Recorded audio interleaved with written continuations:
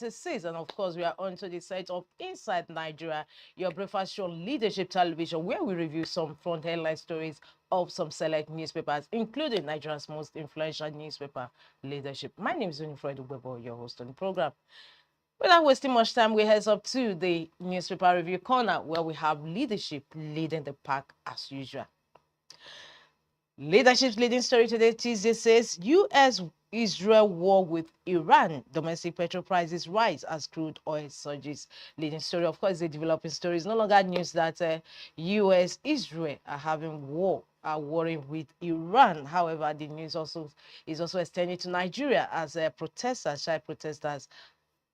Shiite members are protesting the death of their supreme leader. Shiite members protest in Lagos over Khamenei's killing. That story is on page 6 of Leadership. 2 days ago, we heard the protest was taking place in Niger, Kano, and now it has extended to Lagos State. Other stories gracing the cover of Leadership this Tuesday: why we make politicians sign peace accords, coming from Kuka. Kano State Kano State's Assembly Majority Leader says no plan to impeach Kano Deputy Governor. El-Rufai's family accuses ICPC of forgery, political harassment. Botswana President appoints Omoboriowo to Power Core Board. We had that story on the cover of Leadership yesterday. Botswana President appoints Omoboriowo to Power Core Board.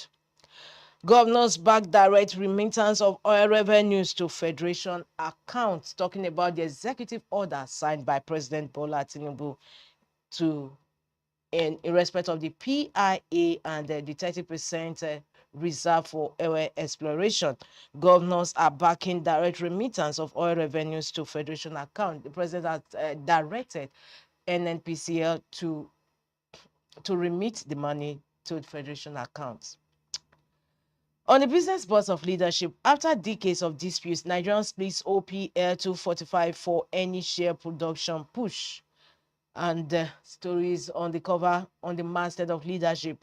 No secret deal with Tinubu for appointment before 2023 polls. Wike.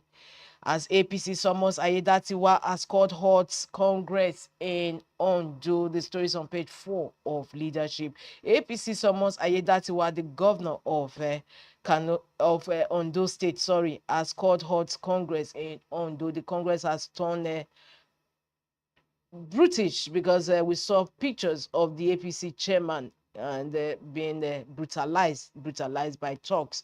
APC summons Aidatiwa has called hot Congress in Ondo. And that takes us to page 3 of Leadership, the second page we actually review on this program, and that is our stand. Today's stand is on the burden of hearing impairment. The burden of hearing impairment. Today, Nigeria celebrates with the global community on World Hearing Day with a theme from communities to classrooms, hearing care for all children. The campaign focuses on integrating ear and hearing care into school and community programs to ensure early identification and prevent avoidable hearing loss in children. Today's stand in Leadership, the burden of hearing impairment. Today is World Hearing Day, and of course the focus is on children with hearing impairment. From our stand, we go over to page 3 of Leadership. We go over to the back page of Leadership, where we have Tuesday column with Abdurrauf Aliyu, and today is writing on now that Khamenei is dead. Now that Khamenei is dead. Tuesday column with Abdurrauf Aliyu. Like we always do, we take some quotes from the Tuesday column. The death of Khamenei unfolds within a broader transformation of the international system. The unipolar moment that framed the Iraq intervention has receded. Great power rivalry has returned as organizing principle. Iran's succession thus becomes a test of how leadership decapitation interacts with multipolar rivalry. If Tehran consolidates and accelerates deterrence, it may embed itself more firmly within the non-Western alignment. If it recalibrates pragmatically, it may hedge between blocs, extracting concessions from each. Quote from today's column: now that Khamenei is dead, the Iran's spiritual leader. Before we leave the back page, we visit Ghana Must Go. Middle East, Nigerian police assure of sustained vigilance news. And of course, Ghana Must Go is asking our Nigerian police on bandits. I think Nigerian police will be quiet or silent on that. And that also brings to a close the review of Leadership newspaper this Tuesday. For more, log into the website of Leadership, www.leadership.ng. We move over to the next paper on our lineup, and that is Vanguard. It's still a developing story on the Middle East war. It says no distress calls yet from Nigerians in Iran. Coming from the federal government. Middle East war, no distress calls yet from Nigerians in Iran. Shiites protest attacks on Iran in Lagos. Conflict spreads to Lebanon as Iran strikes Saudi Arabia, Qatar energy sites. Kuwait erroneously downs US jets. War fears deepen as France allies back Gulf states. Wow. Polish envoy backs Nigerians restrain, urges ceasefire. The kickers to today's developing story on the Middle East. No distress calls yet from Nigerians in Iran. Dangote refinery increases petrol price to 874 naira per litre. The same story leading on Leadership, that with the Middle East war, the prices of petrol has increased marginally. Phone tapping equipment claim a fiction. El-Rufai family fires back at ICPC.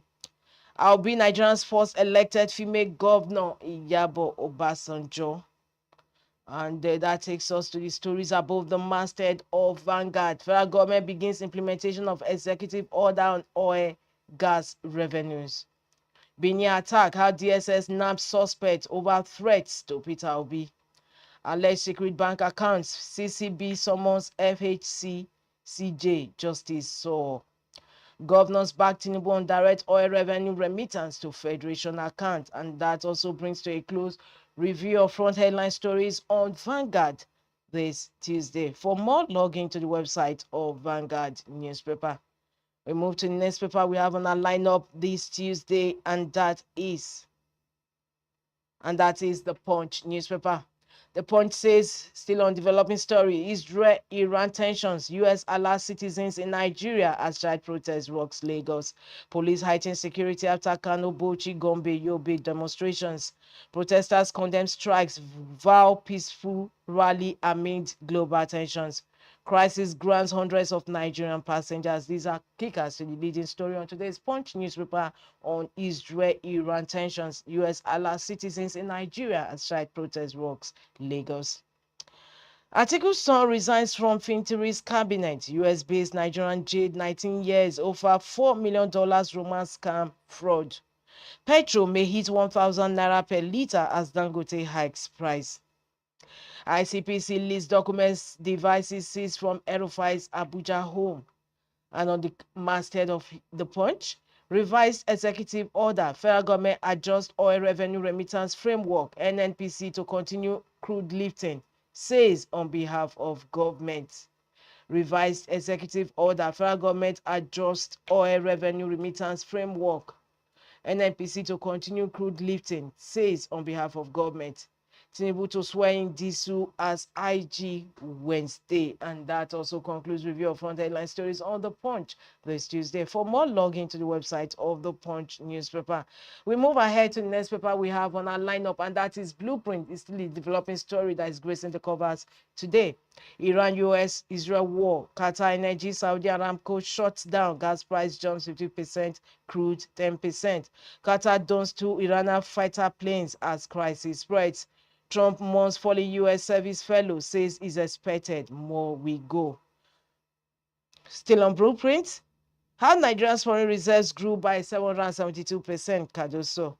Insurgents attack South Sudan village, kill 169.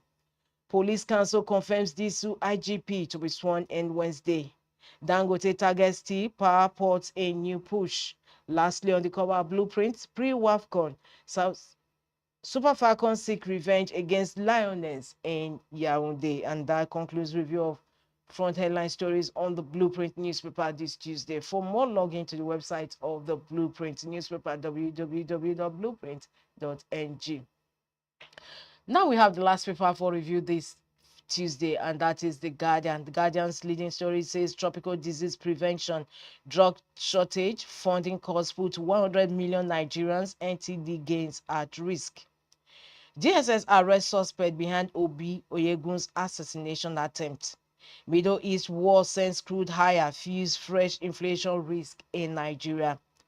Nigeria's net reserves rise by 772% in 2 years to $34.8 billion. Chaos lingers as cashless toll enforcement leaves airport road users stranded. Venturi formally joins APC, declares self-party leader. Group condemns rising wave of suicide-themed skits by Nigerian content creators. We move to the masthead of The Guardian. Beneath it, NNPCL loses power to collect 30% PSCs as EO9, that is Executive Order 9, takes off. Services disrupted as UCH unions. Services disrupted as UCH, that is University College Hospital unions, begin 5-day strike over power rationing. Lastly, on the cover of The Guardian, El-Rufai's family replies ICPC on wiretapping secret documents.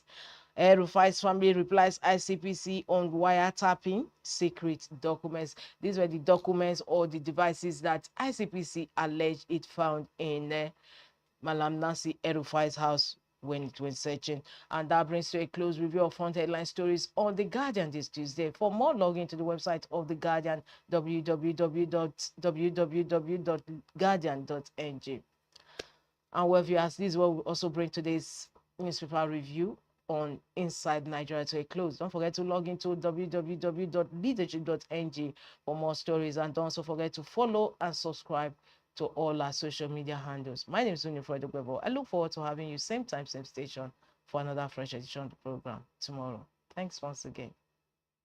Thank you for watching. For sponsorship and advert placements, please contact 080-3688-6158. Last Word Leadership Podcast Studio. You have the last word.